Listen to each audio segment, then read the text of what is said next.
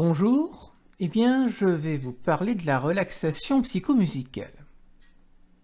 Qu'est-ce qu'une relaxation psychomusicale? Alors, dans une relaxation psychomusicale, nous avons l'objectif d'aider une personne à se relaxer grâce à différents supports qui sont la musique, les inductions verbales, la détente corporelle et la respiration. La séance s'étale en plusieurs étapes où nous trouverons une phase d'apaisement, de détente, de relaxation, d'éveil léger et puis d'éveil plus complet. Et différentes choses vont se passer en parallèle. Donc nous allons voir qu'il va y avoir une nécessité d'une certaine respiration pour se détendre, qu'il va falloir procéder avec des inductions pour de la détente corporelle et que le cocktail mis ensemble va donner cette séance de détente psychomusicale. Alors tout ça vise à nous amener vers l'état alpha. Et nous allons y arriver grâce d'abord au support de la respiration. Alors, on va préconiser une respiration naturelle neutre, positive, négative, mais surtout on va veiller à une certaine qualité de respiration. Alors, pour avoir cette qualité de respiration, il va falloir respirer lentement mais confortablement. Il faudra veiller à remplir d'abord la zone de l'abdomen, seulement ensuite la zone du thorax, et enfin la zone des épaules.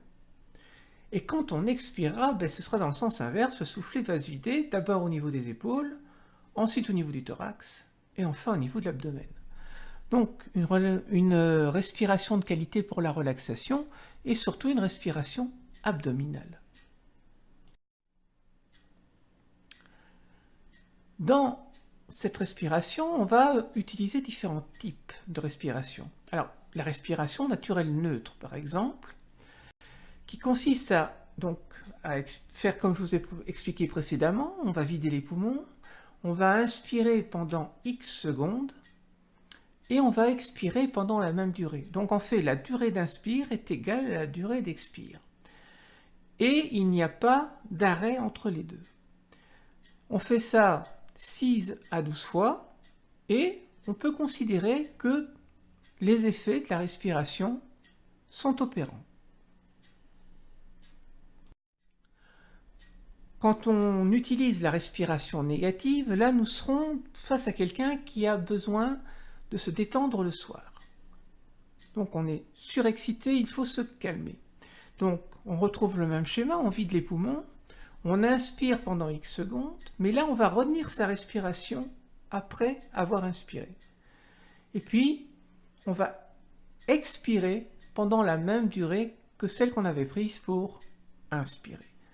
On fait à nouveau cela 6 à 12 fois, et puis on peut considérer que les effets de la respiration négative sont opérants. Alors, la respiration positive pourrait être utilisée pour la phase d'éveil, je la passe pour le moment, et nous allons voir maintenant tout ce qui a trait à la détente corporelle. Donc, en fait, dans la relaxation psychomusicale, il faut que le corps se détende. On va donc utiliser la détente corporelle. Le plus souvent, c'est un voyage autour du corps qui va aller des pieds à la tête ou de la tête aux pieds. La vision orthodoxe, pratiquée en sophrologie, va de la tête vers les pieds. Ceci dit, je connais d'autres praticiens qui vont des pieds à la tête et ça marche tout aussi bien.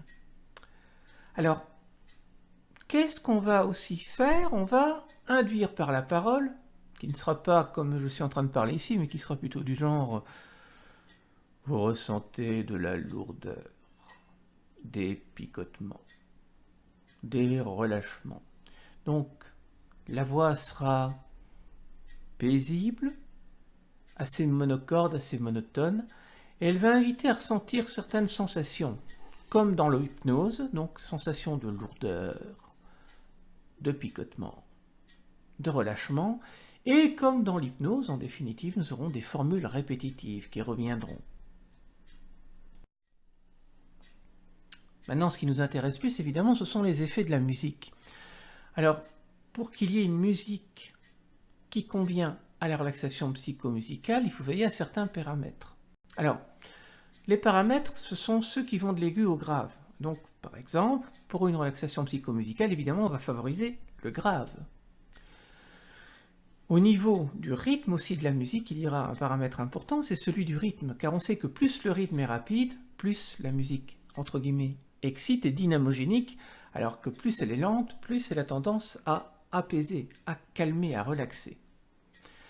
Et cela a un effet quasiment immédiat au niveau du cerveau, au niveau de l'électroencéphalogramme, au niveau de la respiration qui va se ralentir, et fatalement, comme la respiration se ralentit, le cœur, lui aussi, va battre moins vite. Alors, un petit schéma de la communication, pour juste vous rappeler que quand il y a une écoute musicale, nous avons un émetteur et un auditeur, donc un émetteur et un récepteur qui est l'auditeur, et que cette musique passe par deux canaux. Alors, le canal analogique, le canal numérique, et que ça fait l'objet d'un codage de la musique et d'un décodage de la musique.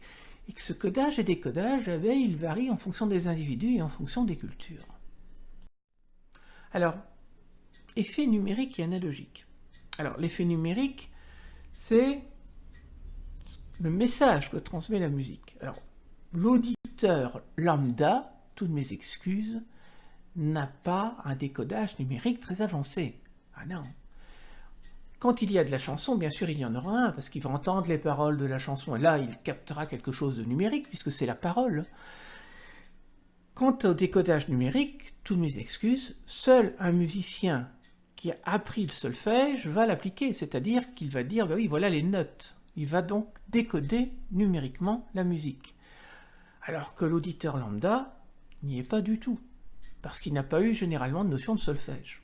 Donc, pour vous dire qu'un auditeur musicien de profession ou un auditeur tout venant n'écoute pas du tout la musique de la même manière et ne vont pas la recevoir de la même manière, ils ne vont pas la décoder de la même manière. Alors le cerveau droit, lui, sera plus influencé par les mélodies et le bruitage. Alors oui, cerveau droit, cerveau gauche c'est celui qui est très rationnel, donc c'est celui qui va décoder numériquement. Le cerveau droit est plutôt celui qui va capter mélodie, bruitage. Et oui, la musique a aussi ses effets émotionnels. Et donc, quand on écoute de la musique, ça génère une émotion. Et bien évidemment, pour qu'une musique nous apaise et soit utilisable en relaxation psychomusicale, il ne faudra pas forcément, évidemment, utiliser une musique désagréable, vous vous rendez compte. Il faut une musique au moins qui soit agréable, ou qui n'a pas de coloration émotionnelle particulière. Alors, nous allons faire le tour des musiques à utiliser. Donc, à chaque étape, il y a sa musique. Alors, dans une relaxation psychomusicale, je vous l'ai dit, il y a une phase où on s'apaise, puis plus profondément on descend, on se détend, puis on va arriver à l'onde alpha, et là on est dans la relaxation. Ou alors on est déjà aussi, on peut aller jusqu'aux ondes θ, comme je l'ai expliqué dans une autre capsule. Bon, c'est pas le tout de rester en relaxation, il faut à un moment donné remonter, comme quand on fait de la plongée, c'est pas le tout de rester en profondeur, il faut revenir à la surface. Et donc là, ce sont des musiques d'éveil qu'il va falloir employer, une musique d'éveil léger et une musique d'éveil complet. Voilà. Alors, une musique apaisante. Eh bien, les musiques apaisantes ne doivent donc pas être forcément calmes, mais leur objectif est de permettre au sujet de décharger ses émotions et ses tensions. Donc, on aura un rythme lent déjà, pas trop rapide parce que sinon on va exciter, et puis il y aura, on pourra se le permettre, des petites variations d'intensité ou de timbre. Et il pourra y avoir une coloration émotive. Alors, plus on va descendre, plus certains traits vont disparaître. Alors, les musiques de détente sont calmes, et là, elles deviennent sécurisantes. Ah oui, si vous avez peur, fatalement, vous n'allez pas vous détendre. Elles devraient normalement comporter peu de connotations émotionnelles. Bah oui, parce que émotion veut dire dérangement quelque part de la sécurité. Et elle devra aider l'auditeur à lâcher prise. Il y aura peu de variations d'intensité ou de timbre, le rythme sera plus lent, il y aura peu de coloration émotive. Et puis, on arrive aux musiques dites de relaxation. Alors, les musiques de relaxation doivent réduire l'état de vigilance de l'auditeur. Il n'y aura aucune variation sonore de timbre ou d'intensité. Elles vont utiliser des fréquences basses. Attention, l'usage devra être quand même intelligent, car certaines fréquences basses, posées d'une certaine manière, deviennent insécurisantes. Et dans ce cas-là, nous prenons une coloration émotive désagréable. Or, il ne faut aucune coloration émotive. Enfin, aucune, c'est toujours difficile, parce qu'on y apporte toujours quelque chose, comme dans une auberge espagnole, mais il faudra très peu de coloration émotive. On est passé par la relaxation, maintenant il faut remonter. Et il faut une musique d'éveil, qui doit permettre à l'auditeur de retrouver son état de vigilance normal. Alors elle va être progressivement plus gaie, enjouée, progressivement plus dynamique. On passera par 2 paliers, une musique d'éveil léger, une musique d'éveil complet. Et nous aurons donc des variations progressives du timbre et de l'intensité, qui là vont dynamiser la personne. Et bien entendu, pour que ça se finisse bien, il faut impérativement une coloration émotive positive, agréable, joyeuse, si possible. Donc, quand vous voulez construire une relaxation psychomusicale, s'il vous plaît, ne vous fiez pas aux jaquettes, parce que les images sont très jolies le plus souvent, mais ça ne va pas forcément avec le contenu de la musique. Faut pas trop se fier non plus au classement ou ce que vous dit sur la jaquette. Faut pas trop se fier aux publicités, non. La seule chose à laquelle vous pouvez vous fier, c'est votre oreille et l'oreille d'amis qui écouteront avec vous et qui vous donneront leur avis. Ça vous évitera vraiment des désagréments. Eh bien, voilà. J'espère vous avoir expliqué le minimum requis pour que vous compreniez comment construire une relaxation psychomusicale. À la prochaine fois.